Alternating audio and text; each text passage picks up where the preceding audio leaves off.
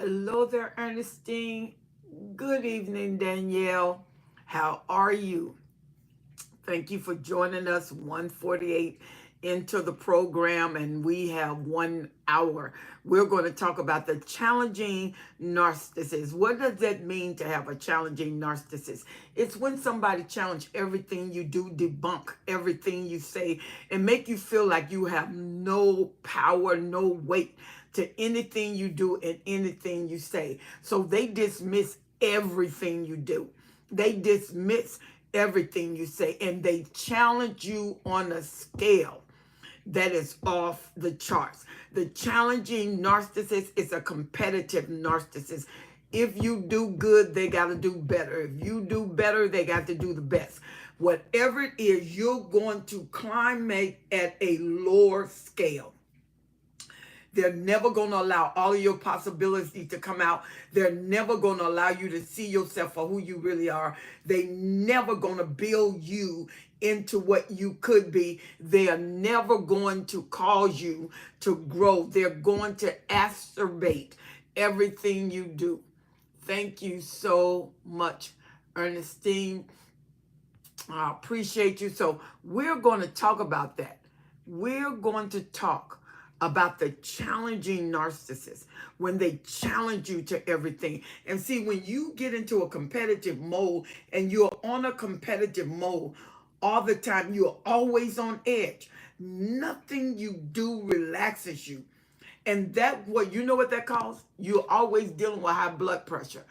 Hello there, MMXW. How are you this evening? Thank you for joining us. MMXW, we are talking about the challenging narcissist. When they dismiss everything you say, everything you do, something is wrong with. They always, excuse me, challenging you. You can never do it all right. You can never do it perfectly. They're always exacerbating everything you do until you start to question yourself about what you do. It was a small, minute thing, but when they deal with it, it is huge. It is big. And they make you feel like there's no foundational basis to anything you do, to nothing you do. And what that does is create disorder in your body because your body is not at harmony. It causes high blood pressure. It causes all kind of intestinal difficulties, and it causes self-doubt. It causes fear. You're insecure.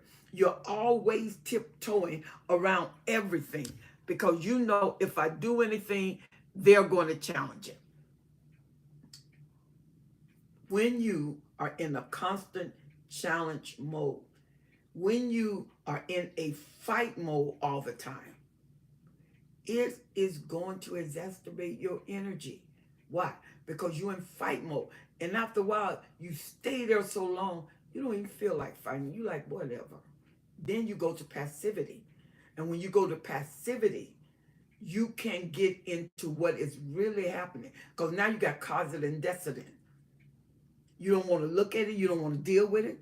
But stuff is happening for you to deal with. Stuff is going on for you to deal with. And you just don't want to deal with it. You say, I'm tired. I'm tired of fighting you.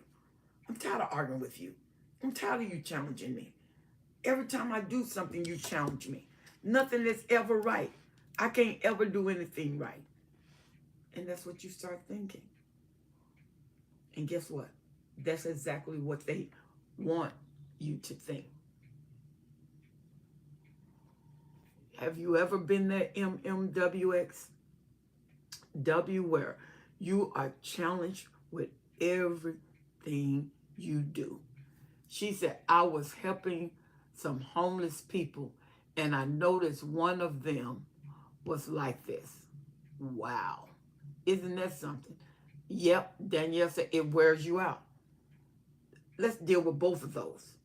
It wears you out because it's an energy drainer. How is it, MMXW, you are helping somebody and they're challenging you while you help them? And they're in need of the help. And you're there to extend your help through sacrifice. But do you know what? The condition of the mind doesn't matter the condition of the life. Whatever condition your life is in, doesn't matter. What matters is the condition of the mind. When your mind is out of sorts, whatever is in the mind, that's the condition that your mind gears no matter where your life. He's homeless. She's trying to help him. And he has the nerve to challenge her. You need the benefit. You need the help. You're at the unfortunate. And she comes in sacrificially to help you. Because most folks don't even look at the homeless. They walk by the homeless and act like they don't even exist. So to get a person that really helped, she said he was always trying to put me down, but he doesn't know that I'm aware of his narcissism. I know, homeless. A homeless narcissist. Isn't that something? A homeless narcissist. And you're trying to help. See, the condition of the mind. A narcissist is a narcissist is a narcissist. Doesn't matter where they are. Homeless, wealthy, political, family, medical. A narcissist is a narcissist is a narcissist. How are he trying to put her down and he's homeless? You have to beg for your next meal. You have no place to sleep. Everything you get is what somebody give you. No matter how big or how little. You're at the mercy of the public. You're at the mercies of the people. And most people are trying to get them off the street because they don't want them. They don't like them. And to get somebody there to help you, narcissists are incapable of gratitude unless it geared toward them. If it's there to help them, they're grateful. Then you're smart. Then you're beautiful. But if it don't gear toward them, they don't want nothing to do with that. Ain't got nothing to do with me. That's the narcissist. Wow, MXW, that must have been something to just even be around that. And you were trying to help them. It must have been literally mind-boggling to be around that. And you said, I'm here to help you. I don't need a place to stay. I have a place to stay. I don't need food. I can go buy food. I'm bringing help to you. And see, the one thing about a narcissist, the conditions don't matter. They are always who they are. And what I mean by that, because remember, they mirror people. So they change according to the people they get around. They will mirror these people. And the people they around begin to become dictatorial of their next behavior mode. MMXW said he was trying his best to act like I'm beneath him, but I sure ignored him. Wow. Wow. Wow. Wow. Danielle said, the Knox treatment is so draining. It feels like a weird form of compassion fatigue. That's good. That's good. Compassion fatigue is people who are in the mercy units. They just give till they give out. They don't have anything else to give. And they become agitated when you pull on them. Why? Because they give. And what happens when you get compassion fatigue? Nothing was given back that was equal to what you gave out. So you bankrupt. You're insufficient. That you can't draw anything from the insufficient bank account. It's insufficient. And people always, you got to remember, in this realm, people always need. They're going to always have a need. There are some needs you can meet and you want to do it joyfully, but there are some needs that are very draining. It's not appreciated, and they just drain our resources. Challenging. She said, you never get back what you give to a narc. You'll never get it back. Never. Never. That ain't even their mindset. That is not even their scope. No, they're not going to give back to you what you give to them. They have no intentions of ever giving it back. Not the narcissist, because they're takers. They live to take. And they take, take, take. No matter what you give them, it's never going to be enough. Never, ever going to be enough. And they are constantly demanding more. And with a narcissist, you could have just gave to them. And they're angry because you won't give them more. How dare you not give it to me? Not just things, but also any space you allow in your life and soul. But see, that's your life. A narcissist is a soul hunter. A narcissist is a soul hunter. Your mind, your will, your emotions, your desire, your imaginations, they distort your judgment. They distort the way you think. They play so many games until if you don't watch yourself, you start challenging whether you are in your right mind or not. You start challenging, is it me? And you are doing good. Everything you want to do is good. But the narcissist would challenge everything you do. Everything you do. That can't be right. Why? Because it didn't cater to them. That can't be good. Why? Because it didn't cater to them. She said, MMX said, I'm very careful today to only be friends with people that pours back into you. Absolutely. Absolutely. Absolutely. Because it's mutual. It's a residual. If you give out, a river flows. And when it flows out, it never returns the way it flows back in. Why? It done picked up different currency, different strength or less strength along the way. And so when you give to someone, it is appreciation and value when they pour back into you. People who give back to me, I don't mind giving to them. They give me love, they give me time, they give me attention. Even if they couldn't give me natural things, their time is so precious. And when I'm with them, I feel so fulfilled and so honored. That makes me want to be with them. Why? Because they're giving back. She said they're very jealous, envious people. Yeah, because they're competitive.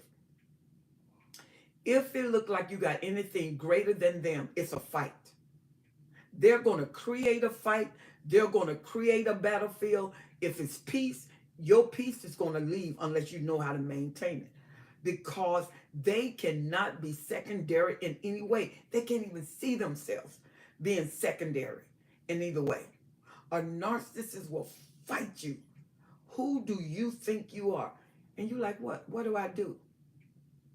You think you better than anybody else. You know why? Because the narcissist saw strength in you. The narcissist saw something in themselves, in you that they didn't see in themselves. And your strength remind them of their weakness. So it's a battleground. It's a battleground. They challenge what they see. They challenge what you say. They challenge what you do. And when they feel like you challenge them back, oh, they get jealous. Like MMXW say, they get envious. Jealousy is as cruel as the grave. Envy is rottenness to the bone. Both of them are quite devastating. Both of them are very untrusting. Both of them, you cannot incline your emotions to them. Even if you love them, their inability to love you back is going to tax what you give out. Because it's like planting something with a hole at the bottom. It's going to fall through. And you want them to hold your love. You want them to value you. You want them to appreciate you. But everything you give is going to go through the hole. The hole of insecurity, the hole of envy, the hole of competitiveness, the hole of jealousy, the hole of lying, the hole of mockery. There's nothing to hold what they give you. They have no substance in what they give you. They have no value in what they give you. They have no strength in what they give you. Danielle, my hardest battle with a challenging narcissist is maintaining as much no contact unless necessary due to family ties. Ooh, see, and the thing about it, the family can be the worst ones. You know why? Because you expect for them to care. You expect for them to love. And they can be the worst ones. Why? Because they're the closest. Anything that's close to you can get to you. Remember that. Anything that's close to you can get to you. MMXW say, that's right, Danielle. It's best to stay away from them. Eat it. No matter what you give them, it's never enough. No, eat it. It never is. Because like I said, if you take something and put it in a bottomless container, it can't hold it. It just falls through. You can love them until you gave them your last. You can be a multimillionaire and you squander all your money on them. And you know what? They're going to talk about you at the end of the day and tell you how dumb you were. And you spent it on them. You spent my money. That you ain't spend your money. You lack wisdom. That's why you don't have any money. Everything I got, I bought for you. They don't care. Like Edith said, it's never, ever enough. She said, been there, done that. Oh, yeah. Never enough. They got a song, The Best Showman, and it's never enough. And I love that song. It's never enough. If we can get this in the beginning, we won't spend so many years trying to prove right. Because you can't prove a narcissist where they're not willing to go. They're not willing to go to the place called change. They're not willing to go to a place where they can strengthen the good in them. They don't even want the good in them to come out. All the good in them is for them. Remember that. All the good in them is for them. It's not for you. When they do good, it resolves to them. There is a hidden agenda. There are ulterior motives. She said, I'm at full attention now. You know what, baby? You know what you just told me? What you told me is, Mom, I've grew up. I'm growing up. I'm growing up to make wise choices. I'm growing up to make independent decisions. I'm growing up where I'm not living off of my emotions, trying to please people in my emotions, trying to devaluate myself. While I build them up, I lose myself. Excuse me. I lose the sense of who I am.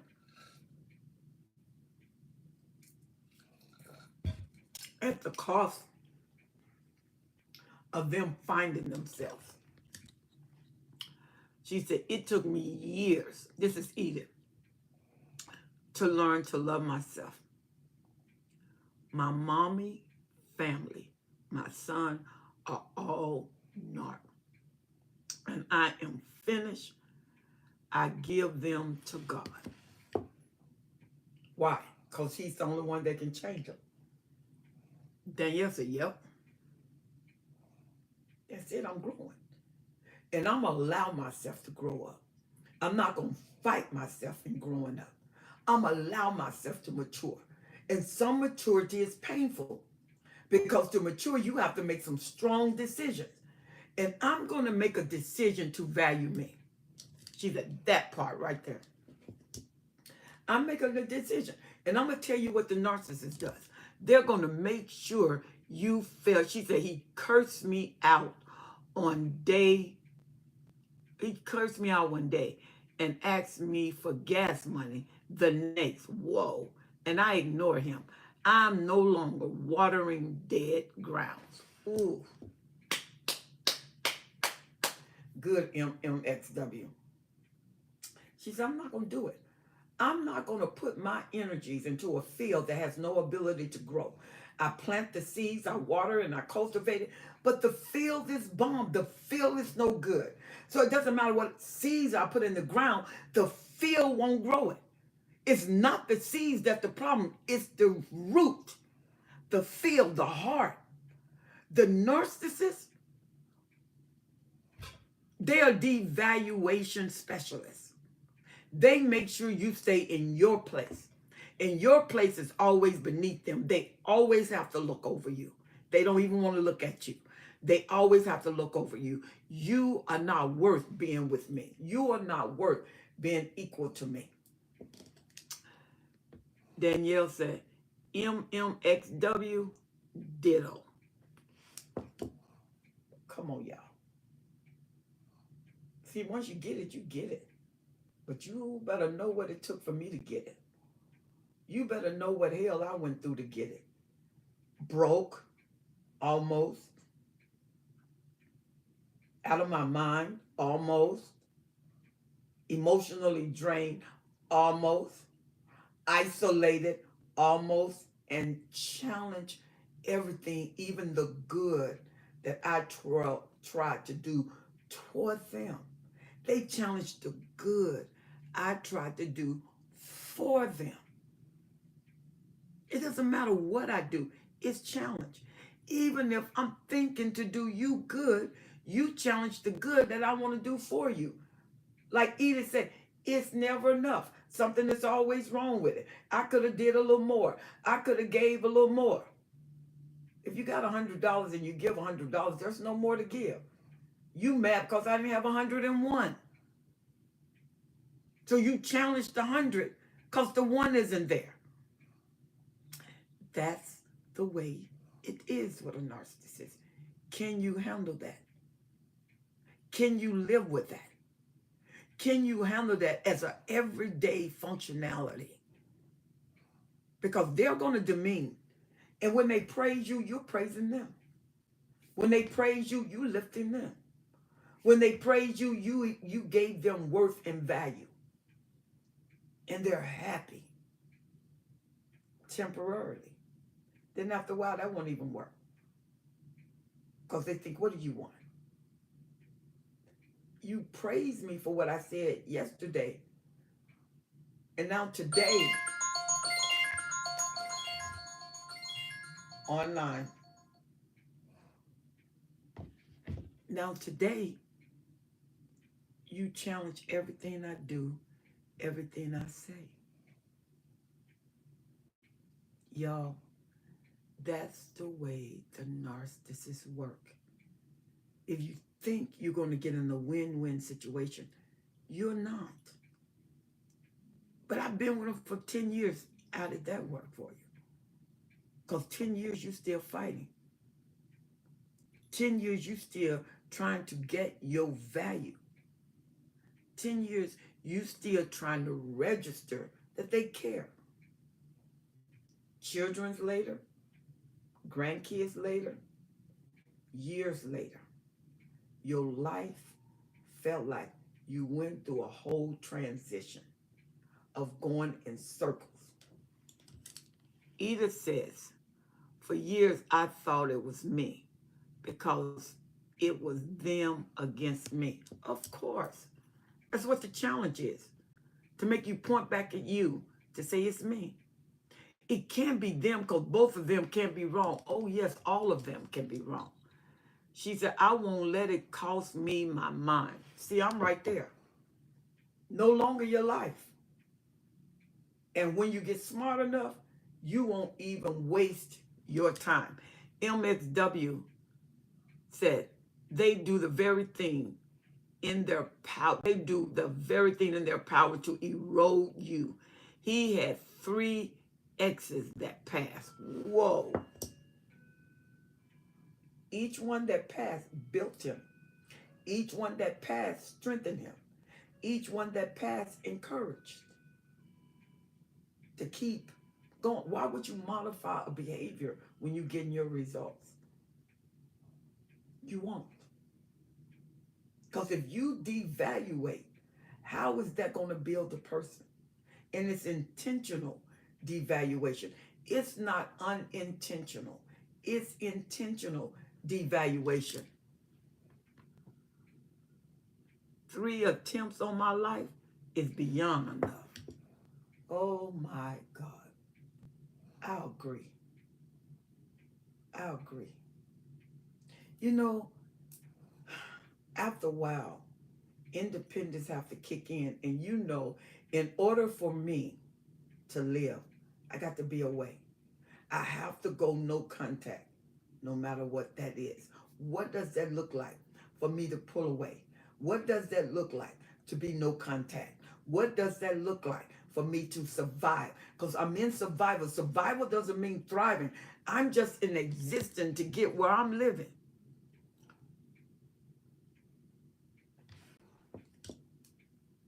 Just where I'm living. In order to live life, I have to make independent decisions concerning my life. I have to make independent decisions. Thank you, Danielle. Concerning my life, I got to take responsibility for who I am and stop leaving me in the hands of people who mishandle me. Because if you don't make a decision, you can go through this kind of stuff for years. You go to sleep and wake up and go to sleep and wake up. Next thing you know, it's 15 years. And you're like, how? Where did those years go? The kids are that they're no longer in diapers. They're asking for cars. You're like, what? Where did the years go? Time keeps moving even if you don't progress. You're progressing, but it's in the wrong thing. Because you're catering everything you have to the narcissist. She said, that's how I know God got me in this travel work life. Yeah. Yes, ma'am. And I pray that he keep opening up those doors one after another. And then when things slow down, another place will get busy and they'll remember your great work and they'll call you for it. The one thing you got to do, you got to go to a clearance vow. The clearance vow has to be powerful enough, long enough for you to clear some things out to strengthen yourself, to go no contact and stay there. You can't go no contact and break it, because when you break it, there is a punishment that they are absolutely going to make sure you get, because they're going to make sure you're in your place. You think you got away. You think you did this. But I'm going to make sure by putting you in your place that you will know that you'll know better than anybody else. You're not even thinking that. But you got to remember, the narcissist challenge your way of thinking, so they think for you. Edith said, I thought my pain, I turned my pain into peace and moved away from all of them. I am still I'm still a work in progress. I do not allow people to define me. Edith, that is awesome. That is one of the best statements I've heard, because that's what they do. They want to rewrite the script of your life. They want to tell you what to think and when to think. And when you become independent, it's too strong for them. Then they fight against you. That's why they challenge everything you do. I am so glad you turned your warfare into a peace zone by getting away. She said, I managed to intentionally take private, peaceful time away between assignments. Good girl. Absolutely. Refreshing. You are refreshing yourself. I am recalling the strength of who I am. Because when you're with a narcissist, you're never going to get into self-discovery. Not really. You're just going to come to the end of a ploy. You're going to come to the end of devastation. You're going to reach, I got a video call when the suppliers had enough. Go look for that video and listen to it. When you've had enough, nobody have to tell you anything. When you've had enough, nobody have to say anything. You're done. MMXW said she said, that's right. They want to tell you who you are, and that's always the disempowered version of yourself. Danielle said, to decompress and refresh, it takes a while to get there, though, of course. Because what you got to do is detoxify. And you have to detoxify the layers of what was toxic. You have to go into reversal. And then once you go into the reversal, you have to upgrade. We are really hitting some things at 30 minutes in. We're really hitting some things. And you are absolutely right. You're absolutely right, MMX. They do. They want to be the sculpture of your mind. What they want is for you to be the computer, but all the data comes from them. You can function, but you only function with what they put in you. And every time somebody recall in a computer, it's imputed data. But one thing about an Android can receive data and start to computate and commute that data from one transition to another until they extend beyond the original creator. When the layers begin to peel away, the more intentional I knew I needed. You have to be. Why? Because you're going back through the dark forest in order to get to the light that you see at the end of the tunnel. All the wild animals that was there in the forest in the beginning, it's just that you're not hiding and struggling and you hear them and you have to hide behind a tree, but you stand in the forest. No, this right here is the Exodus. I'm hearing all of that. They are available, but I can see a pathway.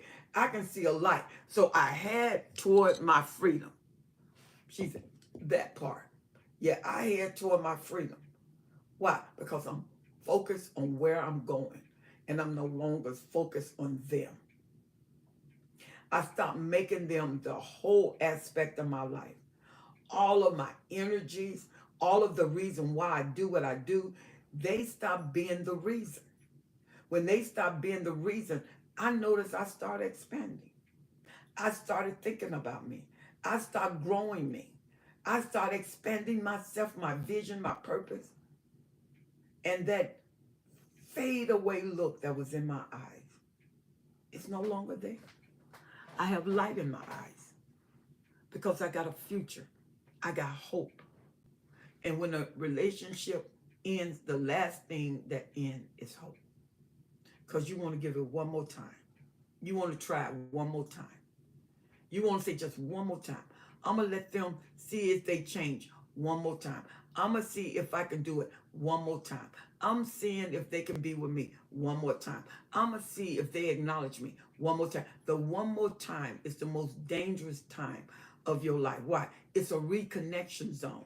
And it reconnects you to what you needed to leave. And as long as you tap in to what you needed to leave, when you are there and you need it to be gone, you deepen it, you strengthen it, it has a tighter grip. That's when you get a stronghold. Now you got to break through a stronghold. When first it was a piece of thread, you could have popped it. Now it is a stronghold. You're going to have to work through some resources, therapists, psychiatrists. You got to work through prayer and fasting. Some of y'all got to meditate. You got to work that thing out because it's a stronghold. Why? Because now it's not days and months, it's years. Now it's not just years, it's decades. You've been in this thing now. I know people 50 years, 60 years. They can't hardly move. Their health has suffered so, and the narcissist is not making it better. And they've been with them since they was 20. They're in their 80s, and he's still worse. He's 85. He's still challenging them. He's still devaluating them. And then when he get 86, he leave her with all her pain, all her history, all her health problems. She said, when the hope left, it became a resistant force against the challenging narc. They backed off a little, but I know only to fabricate another way in. Yep. Because you got to give them credit. They can be relentless. Because they're self-absorbed. And you got to remember with the grandiosity, make them feel like they can get it. Make them feel like they can do it. Make them feel like they can pull you in. All they got to do, like Danielle said, try a different strategy, try a different tactic. But all of their tactics is to pull you in. She said, I'm aware now. Absolutely. Took a lot of years, didn't it, daughter, to grow up in that. It took a lot of years. It took a lot of years. It took a lot of time. But it doesn't matter when you get it. What matters is that you got it. And when you get it, you can change. MMX, I did all the therapists, pastors, meditation, working out, fasting, praying, but most important, no contact. Yep. Danielle said, 50 years? Woo-wee. Edith said, I realize I have very few people because I am no longer a yes person. God has opened my eyes and now I can see. She said, where I was blind, I can now see. If you give it to God, he will allow you to see. Absolutely. The Bible said the word of God give it light. God give it a pathway of light. And light removes darkness. You just need enough light to see. And then you judge it and make a decision. That's why in the soul realm, the realm of judgment comes in. You see it, you make a decision, and then you add a behavior. If I want out, my behavior is going to be exodus. I can no longer stay under this. I can no longer do this. I am losing who I am, and I like who I am. I'm not losing it. I'm not going to die, like Daniel said. I'm not going to lose my mind over this. Absolutely nada. I'm not going to allow myself to go to a terrorist farm to deny myself of living. I am not going to do it. MMXW say, what woke me up was that my health was deteriorating, and that scared me. And now I'm healthy again. Thank God. You can see that you can get under so much pressure until you have a physiological effect. When you allow people to dominate your life, to take over your health, you have made them a God to determine your life, to determine your health. I'm making a conscientious decision toward me. I'm making a conscientious decision that I live. I'm making a conscientious decision that I no longer allow myself to get in uncomfortable positions of control. She said, you have to learn to be a thinker and not a wisher. Absolutely. That's really good, Edith. I like that. Because wishing is not going to get you anything. It's like a dream.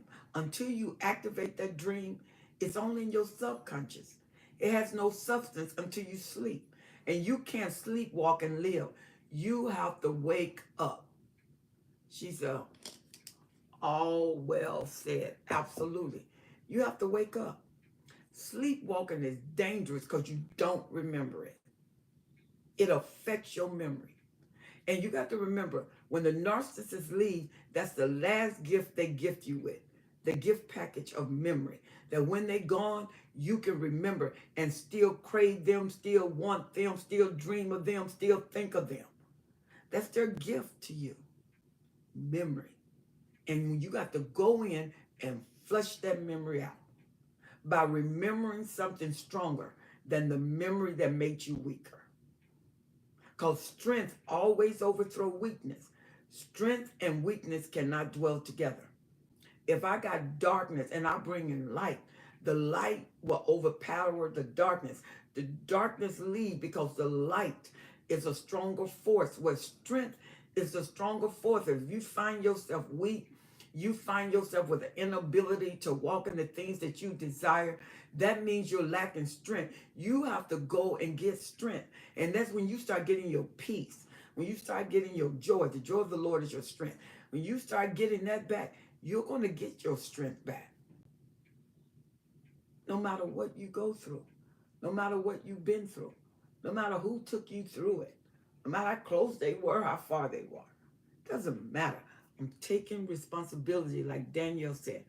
I'm making a decision for my life. I'm taking my life back. MMXW said, amen. I'm taking it back. I'm no longer going to allow people to decide for me. Nothing. It's negotiable. Everything that comes to my table except God's word is negotiable. When God says something and he put a period, I agree with the statement. Let's do it. If I don't know how to do it, give me the strategy. Let's figure out how to do it. But when people bring stuff and I don't see the wisdom in it, oh, no. Those are not even negotiable terms. There may be some times you say something, I don't get it right then, but I feel a charge not to dismiss it. Then I will hold it till I go into prayer, until I get a different sanction. And when I get a different sanction, I'll come back and say, you know, that was a good idea. I think I implement it. Or I get a sanction and say, no, that's for them, but that's not for you.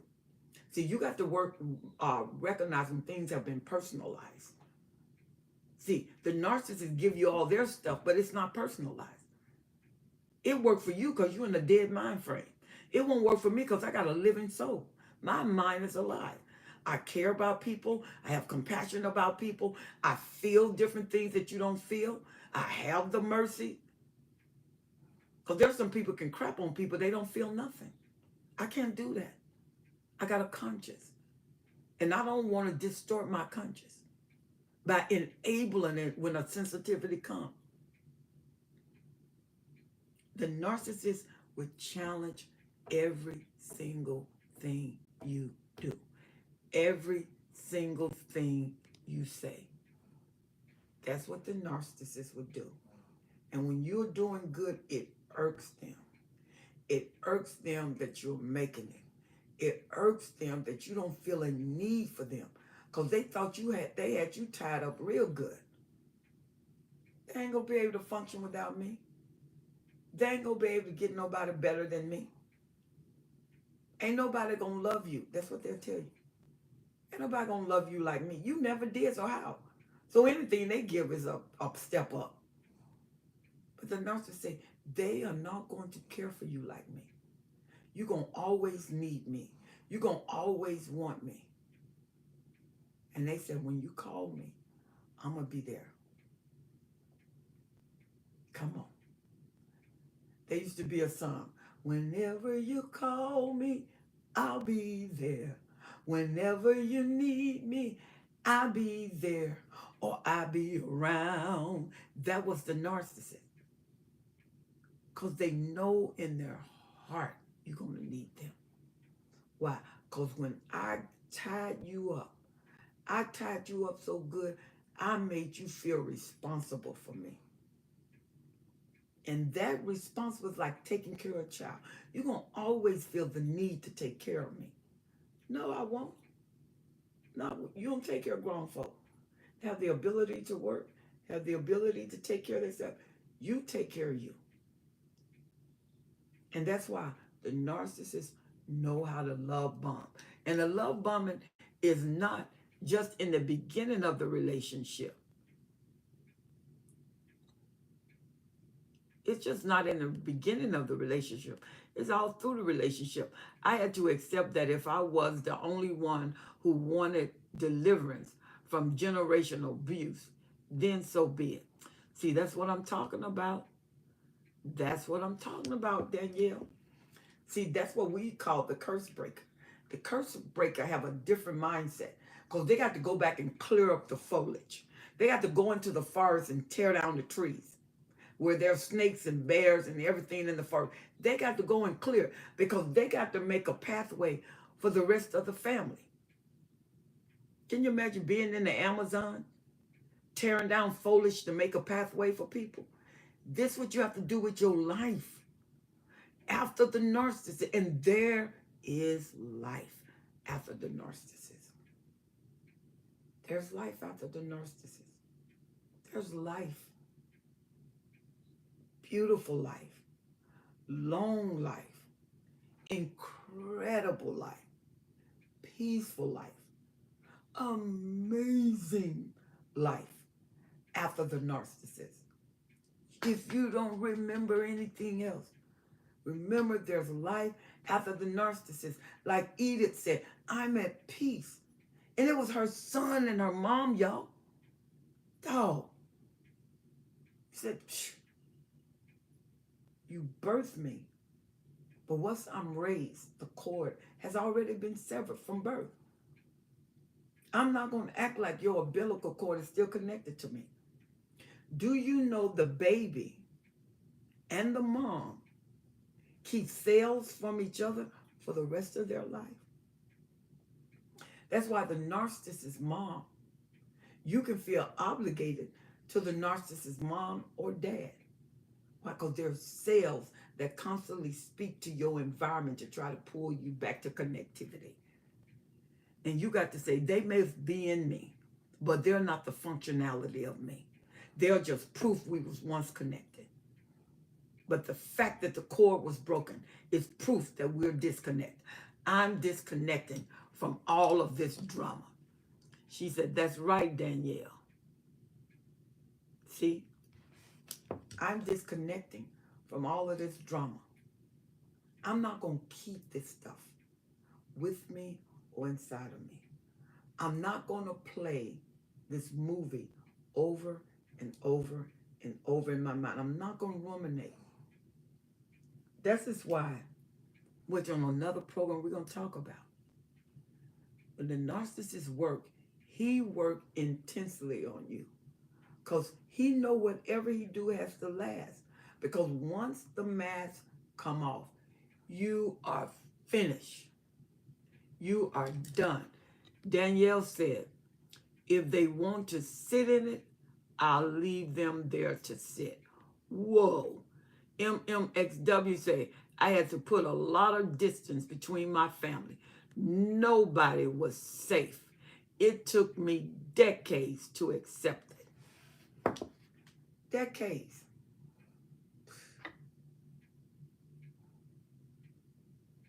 Sometimes this is a long journey. It's a long fight. You know what? This is why when we get it, we got it. We don't let nobody say, you really didn't go through that. Nobody really did. How you going to tell me my experience? How you going to tell me what happened to me?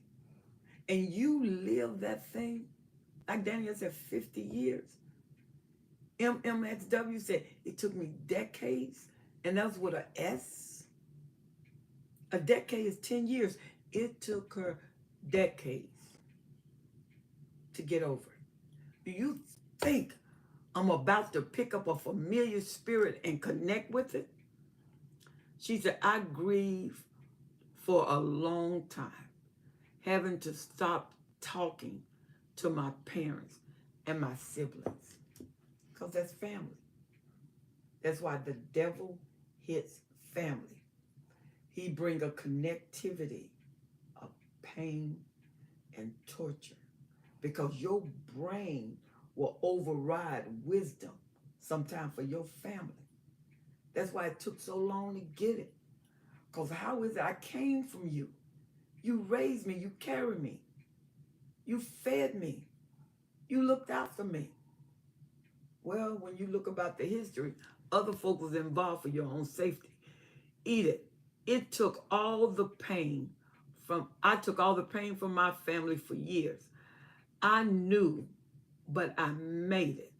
She said, doesn't matter if anyone believe it, you are not alone. Yes, ma'am, all day. That's why I'm here, going through some complex grief, but I understand it's part of my process.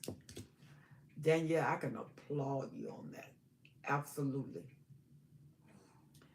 Like Edith said, it took her years. MMX. She said, I took the pain from my family for years.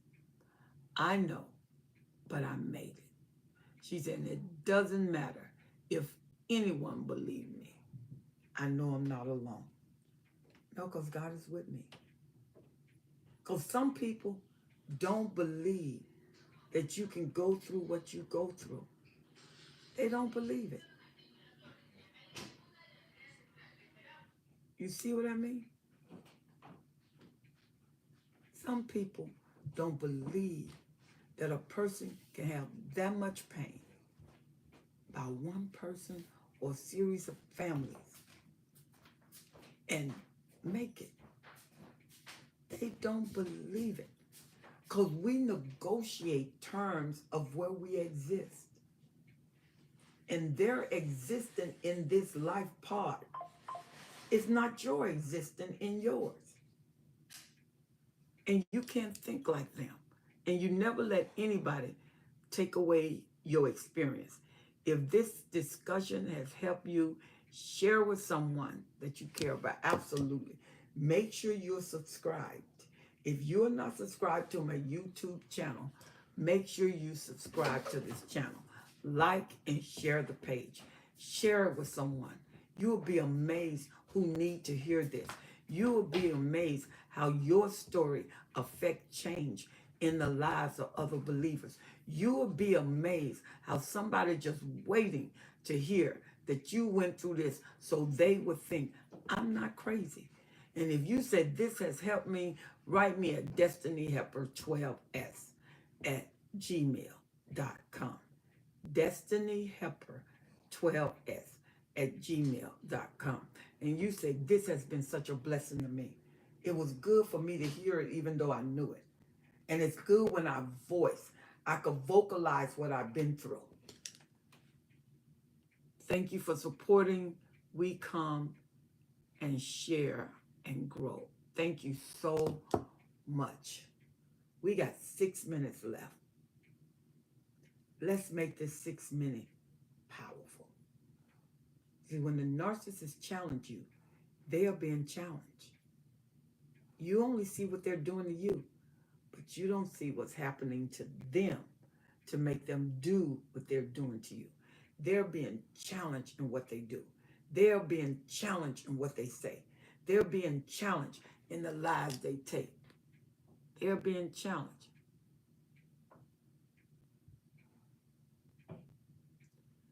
Edith said, I've watched you and hope to see you at your next conference. You know what, Edith? It's going to be August 8th through the 10th at the hotel, Marriott Hotel. And I'm telling you, we're going to be putting up the flyer soon. But after next week, you can go to, what am I trying to say here? We're going to have the ticket lead up, and you can go Every Process Lead to Freedom conference. And you can start paying on it, Edith. And if you pay a little bit at a time, by the time we come in 2025, you will be paid up. So your conference fee, your food, and your hotel will be paid up. The only thing you got to do is take a flight. I'm telling you, you are going to love it. DestinyHelper.ticketlead.com. She said, I'm in Los Angeles. I will. I'm looking forward to. One of the young ladies on our forum lives there, and she's with us every year. So I'm looking forward to seeing you there. We're coming down to the close of this program. I want to thank you all for being so supportive. I want to thank you all for coming on this program. I want to appreciate you. We come here every Wednesday. Took me a little bit longer tonight because I had to strengthen my devices, but usually 15 minutes after Fat Tablet's Bible study. Join me every Wednesday. I usually come on between 8 and 8:30 every Wednesday for Bible study. Join me on every Wednesday. Monday is Innovative Monday nights. Fat Tablet is Wednesday night, Sunday morning, and live on Sunday at 11:30. I am looking to see you on next Wednesday where we tell the story. And some of y'all join me on Clubhouse Tuesday, every Tuesday, 7:45 Pacific Standard Time, which is your time, Edith, 7:45. And it's 10:45 Central and 10:45 Eastern and 9:45 Central. You are helping those without a voice. You are appreciated. You are definitely appreciated. We thank you so much. Thank you for this time. Thank you for allowing me in your life during this hour. Clubhouse Tuesday at 7:45 Pacific Standard Time, 10:45 Eastern Time, 9:45 Central. And you will go to Destiny Helper House. Join me. I love you to life. And I'll see you next Wednesday. God bless everyone. Thank you so much for joining us. God bless you, MMXW. We love you all. God bless. Bye-bye.